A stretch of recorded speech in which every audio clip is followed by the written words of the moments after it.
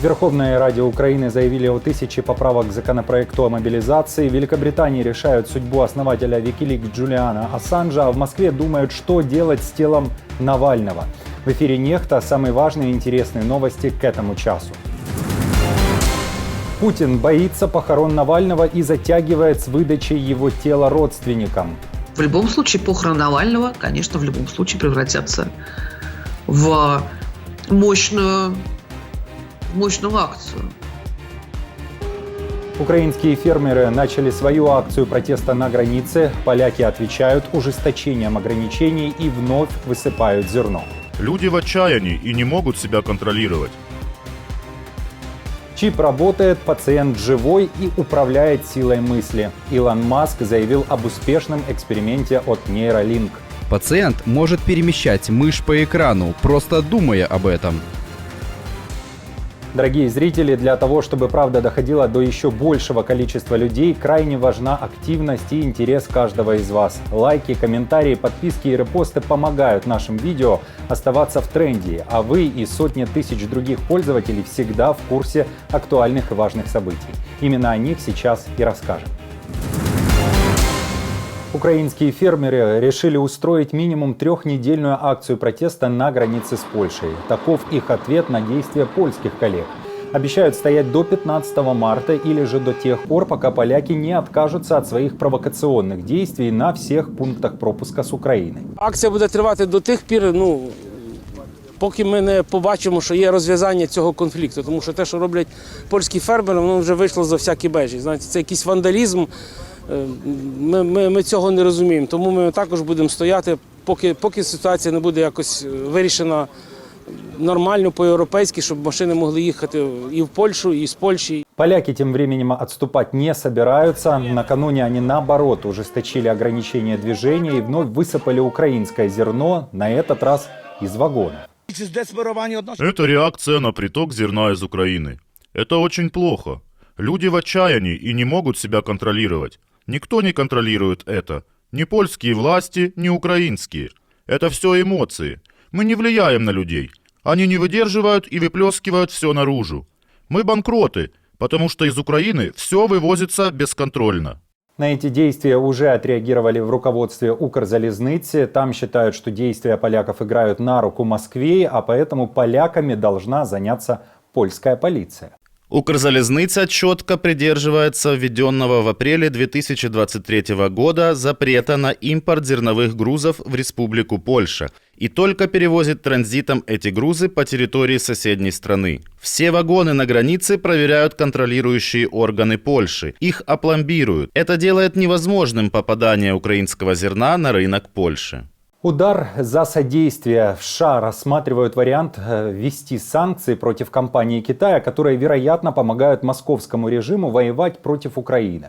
Такие планы могут быть реализованы очень быстро. А если это произойдет, то эти ограничения станут первыми прямыми санкциями Вашингтона против Пекина за его поддержку Кремля, которые, кстати, по мнению западных аналитиков, больно ударят по экономике КНР, сообщает CNBC. Китай должен понимать, что те же виды санкций, которые действительно начинают действовать в России и влияют на российскую производительность, экономические показатели и качество жизни также могут быть применены к Китаю. Совет ЕС, кстати, накануне продлил действие санкций против России до конца февраля 2025 года. К общему тренду уже на этой неделе собирается присоединиться и Южная Корея. Страна начнет применять более жесткий экспортный контроль в отношении России и Беларуси. А вот в Эквадоре дали заднюю. В начале этого месяца там заявили, что страна могла бы передать Вашингтону старое советское оружие на $200 миллионов в обмен на новое американское. А вот США, в свою очередь, направили бы оружие Эквадора Украине. Однако в планы вмешалась страна-агрессор, заявила, что в бананах, которые были привезены в Россию из Эквадора, нашли якобы опасную муху-горбатку и моментально приостановили импорт этих бананов в страну. После череды таких событий и очевидного давления со стороны Кремля в Эквадоре вдруг заявили, что передавать оружие уже никому не собираются и вообще они за мир во всем мире. Президент Республики Эквадор дал четкое указание, что страна не будет отправлять какую-либо военную технику в страну, вовлеченную в международный вооруженный конфликт.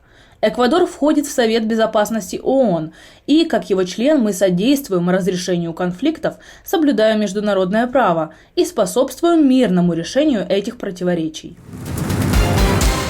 Когда и где похоронят Алексея Навального, до сих пор неизвестно. Накануне мать политика требовала от Путина дать ей возможность увидеть тело сына. 5-й день я не могу увидеть его. Мне не выдают его тело, и мне даже не говорят, где он находится. Я обращаюсь к вам, Владимир Путин. Решение вопроса зависит только от вас. Дайте мне, наконец, увидеть моего сына.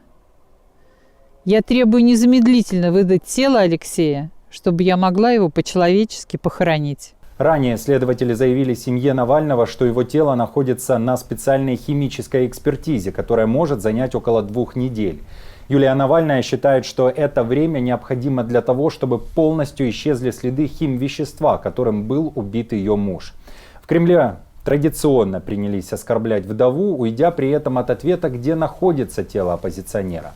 Соратники Навального считают, что в Москве сделают все, чтобы похороны не состоялись до так называемых президентских выборов. 2 проблемы. Проблема, что делать с причиной смерти, как ее прятать. И второе – похороны.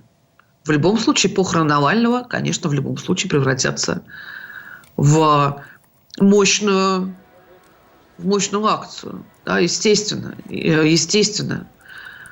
В принципе, похороны великих людей, а Навальный, конечно же, в пантеоне российских героев, куда он вошел давно, превратятся в антивоенную, антипутинскую, конечно, акцию, безусловно. Власти не хотят ни того, ни другого. Поэтому я здесь согласна с адвокатами, в частности, с Кариной Москаленко, которые говорят, что нужно требовать прежде всего допуска медицинских экспертов или адвокатов, или тех и других со стороны Навального. Участвовать в экспертизе, участвовать во вскрытии. В России вновь решили обратиться к опыту диктатора Сталина и в преддверии так называемых президентских выборов уже всерьез обсуждают возвращение уголовной ответственности за саботаж. Ярая сторонница, сенатор Ольга Кавейтиди. Говорит, Родина под угрозой, всех несогласных с политикой партии, особенно в такое непростое время, надо наказывать. Только так, мол, победим и искореним врагов народа. Кстати, напомню, в Роскомнадзоре неоднократно хвастались тем, как россияне любят строчить доносы. Только за первые полгода с начала полномасштабной войны россияне накатали 145 тысяч таких заявлений. В то же время, с учетом динамично меняющейся обстановки для успешного противодействия преступности, необходима разработка юридической конструкции, учитывающей новые вызовы в условиях противоборства с недоброжелателями Российской Федерации, не только на линии боевого соприкосновения, но и в мирной жизни, в тылу. В связи с этим предлагается рассмотреть вопрос о дополнении условного законодательства нормой, предусматривающей ответственность за саботаж. Силой своей мысли он уже управляет курсором компьютерной мыши и чувствует себя абсолютно неплохо. Илон Маск отчитался о состоянии здоровья первого человека в мире, которому меньше месяца назад нейролинк вживили специальный чип в мозг. Известно, что этот чип размером с монету крепится к черепу, в мозг имплантируется до 1500 электродов. И Маск говорил, что хочет с помощью этой технологии вернуть человеческому организму утраченные способности, в том числе после травм. Прогресс хороший, и пациент, по-видимому, полностью выздоровел, без каких-либо побочных эффектов, о которых нам известно. Пациент может перемещать мышь по экрану, просто думая об этом.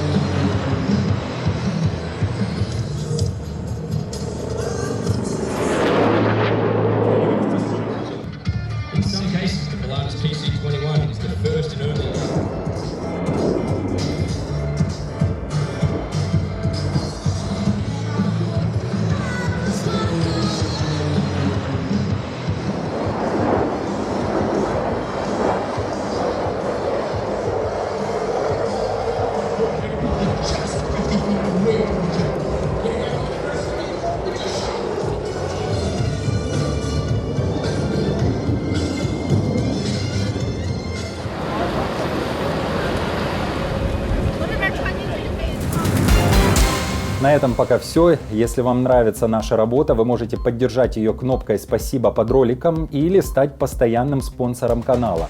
А мы с командой продолжаем следить за самыми важными новостями. Оперативную информацию от Нехта ищите в телеграм-каналах или на платформе X. Спасибо за доверие и то, что остаетесь с нами. До новых встреч и хороших вам новостей.